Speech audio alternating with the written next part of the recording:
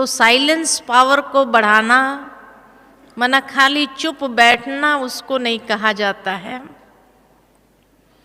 मुख का मौन खाली नहीं, लेकिन मन का मौन।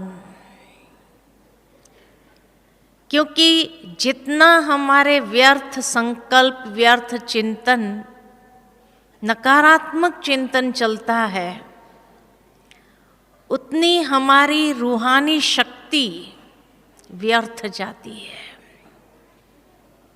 जिस तरह शरीर की कर्मेंद्रिय द्वारा जितना कार्य करते हैं, उतनी फिजिकल पावर हमारी यूज होती है। या हर कर्म जब हम ये कर्मेंद्रिय द्वारा करते हैं तो वो हमारी शारीरिक शक्ति को यूज करता है।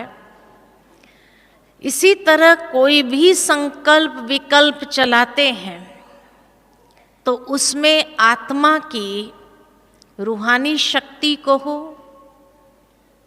उसमें हमारे डिवाइन शक्ति कहो, ये डिवाइन शक्ति भी व्यर्थ जाती है। इसलिए बाबा कहे कि अब समय अनुसार व्यर्थ को 1 सेकंड में संभालो, समेट लो। क्योंकि ये साइलेंस पावर अंदर में बढ़ाने का पहला आधार है। जितना हम मुख की भाषा का प्रयोग करते हुए विस्तार में जाते हैं तो 1 सेकंड में उसको समा लेना, सार स्वरूप में आ जाना, आत्मिक स्थिति में स्थित हो जाना कितनी देर लगती है? क्या 1 सेकंड में हम अपने संकल्पों की शक्ति को समेट सकते हैं? और समेटते हुए एकदम बिंदु रूप में स्थित हो सकते हैं। खाली बिंदु रूप भी नहीं, लेकिन स्वीट साइलेंस की स्टेज में स्थित हो जाना। जितना हमारी स्वीट साइलेंस की स्टेज होगी अंदर से, उतना ही साइलेंस पावर को हम बढ़ाएंगे। नीरसता वाली शांति नहीं, स्वीट साइलेंस जिसमें एक प्रसन्नता है, आनंद की फीलिंग है, खुशी है, लेकिन व्यर्थ को समेटे हुए है। सार स्वरूप में स्थित हो जाना। और जितना फास्ट ये कर सकते हैं, जिसको बाबा कई बार मुरली में कहते हैं, 1 सेकंड में फुल स्टॉप लगाओ। और 1 सेकंड में अगर हम फुल स्टॉप लगाने में कामयाब हो गए तो मन अपने अंदर साइलेंस की पावर को बढ़ा सकते हैं। क्योंकि ये स्टॉक को जमा करना है हमें अंतिम समय के लिए, खुद के लिए भी औरों के लिए भी। दूसरी बात कि ये साइलेंस पावर को अंदर बढ़ाने के लिए अंतर्मुखी होने की आवश्यकता है। जिस तरह कहा जाता है कि बाह्य मुखता, ये बाह्य मुखता अनेक प्रकार से हमारी एनर्जी को ड्रेन करता है, लीकेज करता है। तो अंतर्मुखी होना माना अपनी सर्व कर्मेंद्रिय को भी अंदर समेट लेना और सूक्ष्म इंद्रियां, मन, बुद्धि, संस्कार को भी भीतर समेट लेना। जब उसको भीतर समेट लेते हैं और एक शक्तिशाली समर्थ स्थिति में अपने मन को स्थित कर देते हैं, चाहे कोई न कोई श्रेष्ठ स्वमान लेते हुए उसमें जब स्थित कर देते हैं, तो हमारे संकल्पों की गति इतनी धैर्यवत होने लगती है,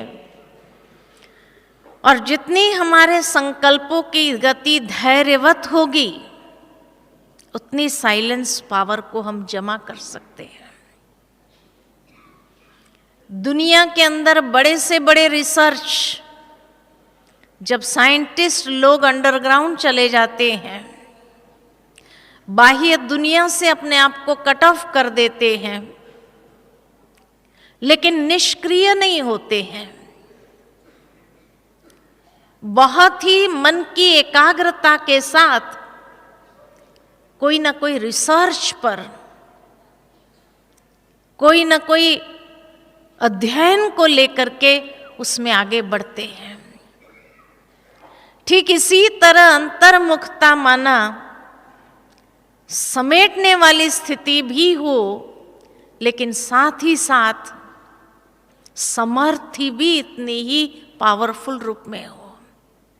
जितने हमारे संकल्प धैर्यवत, शांत चित्त, जैसे दुनिया के साइकोलॉजिस्ट कहते, मनोवैज्ञानिक कहते हैं कि आज की दुनिया में मनुष्य के मन के संकल्प की गति इतनी तीव्र है, लेकिन साइलेंस पावर को जमा करने के लिए इतनी ही हमारे संकल्पों की गति धैर्यवत हो, तो उसमें समर्थी अधिक होगी और लीकेज कम होगा। इसलिए बाबा चाहते हैं कि आप कोई न कोई श्रेष्ठ स्वमान में समर्थ संकल्प के साथ अपने आप को उस स्थिति में स्थित करना है। तीसरी बात कि साइलेंस पावर को जमा करने के लिए एकांतवासी या एकाग्रता का अभ्यास, या एक सेकंड में अशरीरी हो जाना, बिंदु रूप में स्थित हो जाना। पिछले कई सालों में जब बाबा साकार में आते रहे, हर बार हम बच्चों को मुरली के अंत में ड्रिल कराते रहे कि एक सेकंड में बिंदु रूप हो जाओ, अशरीरी हो जाओ। इस तरह से अशरीरीपन का अभ्यास कराते रहे कि देह के भान से क्या अपने आप को इतना अशरीरी बना दे, बिंदु रूप जैसे कि बीज स्वरूप में, एकदम पावरफुल स्वरूप में अपने आप को स्थित कर दो। तो उससे हमें अंदर में साइलेंस पावर को जमा करना आसान हो जाएगा। कई बार देखा गया है कि ब्राह्मण जीवन में हर प्रकार से सफलता पाने के लिए यही साइलेंस पावर की आवश्यकता है, क्योंकि ये साइलेंस पावर अंदर में जमा किया, फिर क्या करो, फिर प्रयोग करो। कहाँ प्रयोग करेंगे? अपने तन पर प्रयोग करो। कोई बीमारी आई है, उस पर उसका प्रयोग करो।